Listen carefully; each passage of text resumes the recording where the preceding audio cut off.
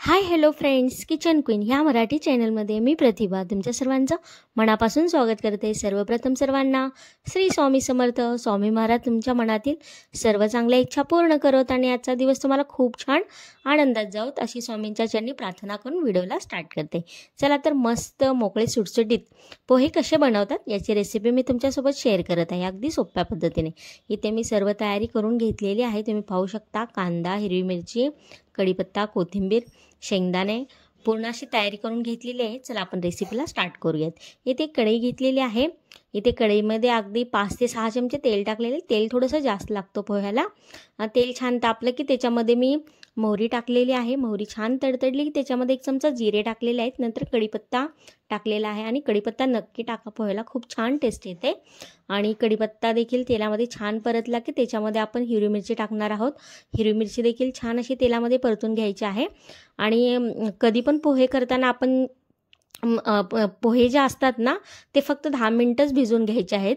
म्हणजे पोहे स्वच्छ छान धुवायचे आणि त्याला धुवून बाजूला साईडला ठेवायचे। तोपर्यंत आपण कांदा, हिरवी मिरची वगैरे पूर्ण कापून ठेवायचे, तयारी करून ठेवायची। म्हणजे त्याला 5 मिनिट लागतात आणि हे फोडणी देण्यासाठी अगदी 5 मिनिट लागतात। आणि तोपर्यंत पोहे छान भिजतात आणि त्याला हलक्या हाताने असं मिक्स करायचं आहे, म्हणजे अगदी मोकळे सुटसुटीत असे बनवून तयार होतात। नंतर हिरवी मिरची छान फ्राय झाली की त्याच्यामध्ये मी शेंगदाणे टाकलेले आहेत। शेंगदाणे देखील छान असे तेलामध्ये फ्राय करून घेतलेले आहेत। नंतर चवीनुसार मीठ देखील ॲड केलेलं आहे, छान असं मिक्स करून घेतलेलं आहे।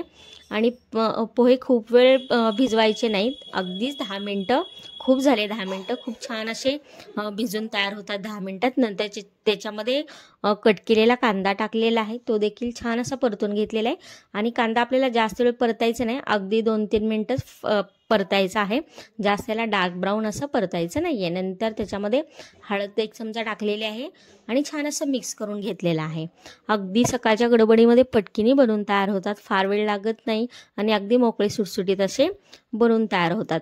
आता छान असे 10 मिनिटच मी पोहे भिजवून घेतलेले आहेत। आणि पोहे कधी पण चाळणीमध्ये भिजवायचे, म्हणजे असे पटकिनी भिजतात देखील आणि असं चिकट बिलकुल होत नाहीत, अगदी मोकळे सुटसुटीत आहेत। तुम्ही पाहू शकता किती छान असे मोकळे सुटसुटीत असे भिजलेले आहेत। आता छान ह्याला हलक्या हाताने असं मिक्स करून घेणार आहोत। आता यामध्ये साखर टाकलेली आहे, साधारण 1-1.5 चमचा साखर असेल छोट्या चमच्याने। आणि साखर नक्की ॲड करा, पोह्यामध्ये खूप छान अप्रतिम अशी टेस्ट येते।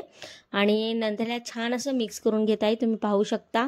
अगदी हलक्या हाताने असं छान असं मिक्स करून घ्यायचं आहे, छान असं मिक्स करून घेत आहे, तुम्ही पाहू शकता। इतके टेस्टी आणि अप्रतिम असे बनवून तयार होतात सकाळच्या गडबडीमध्ये, नाश्त्यासाठी खूप छान ऑप्शन आहे। छान असं मिक्स करून घेतलेलं आहे, तुम्ही पाहू शकता।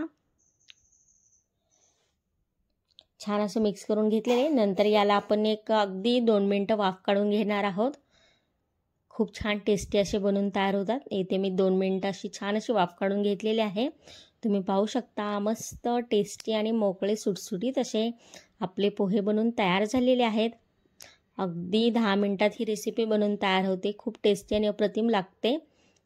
खूप जास्त वेळ भिजवायचं नाही, याला फक्त 10 मिनिट इनफ होतात। आणि चाळणीमध्ये भिजवायचे हे पोहे। आणि छान इथं गार्निशिंगसाठी कोथिंबीर टाकलेली आहे, तुम्ही पाहू शकता। मस्त आता एका प्लेटमध्ये आपण काढून घेऊयात। इथे मस्त असं प्लेटमध्ये मी सर्व करत आहे, पाहू शकता किती सुटसुटीत असे पोहे बनवून तयार झालेले आहेत।